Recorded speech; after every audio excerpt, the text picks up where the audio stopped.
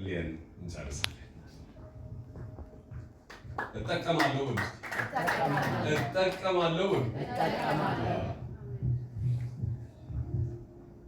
ስሙ ከዘላለም እስከ ዘላለም የተባረከ ይሁን። አሜን። በዚህ መስቀል ላይ ደሙን ላፈሰሰልን እስቲ አጨብጭቡና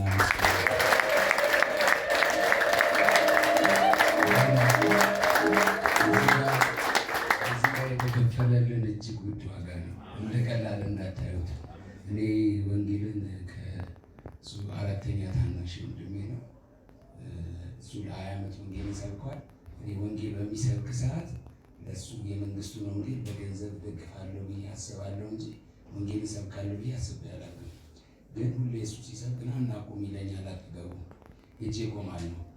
ስቆም ያ መንፈስ በእኔ ላይ ያደረና ዛሬ ወንጌል ሳልሰብክ አላድርም። ያንን እንድሰብክ ያደረገኝ ይሄ ኢየሱስ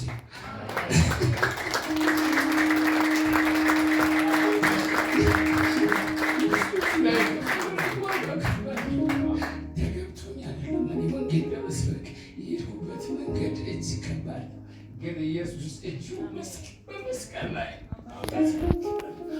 ወገን ከፍሎ ለእሱ አገልጋይ አድርጎኝ በየቀኑ ይህንን ታላቅ ወንጌል እንድናገር ብቃትን ሰጠኝ እና እባካችሁ ወንድሜ የነገራችሁ ወንጌሉን እንድትናገሩ ነው።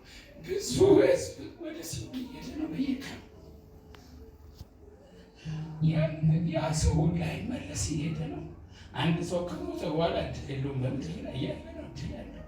ከሞተ በኋላ እድል የለውም። ያንን እድል እያጣ ብዙ ሚሊዮኖች በቀን ውስጥ 150,000 ሰው ምናምን ነው ይሞታል የሚባለው። ከዛ ውስጥ አብዛኛውን ወደ ሲኦል እየሄደ ነው እና ሁላችሁም ግዴታ አለባችሁና ይህንን ታላቅ ወንጌል ለመናገር እባካችሁ ተነስታችሁ ነገራችሁ በነገሮች ሁሉ መከናወን ይስጣችሁ።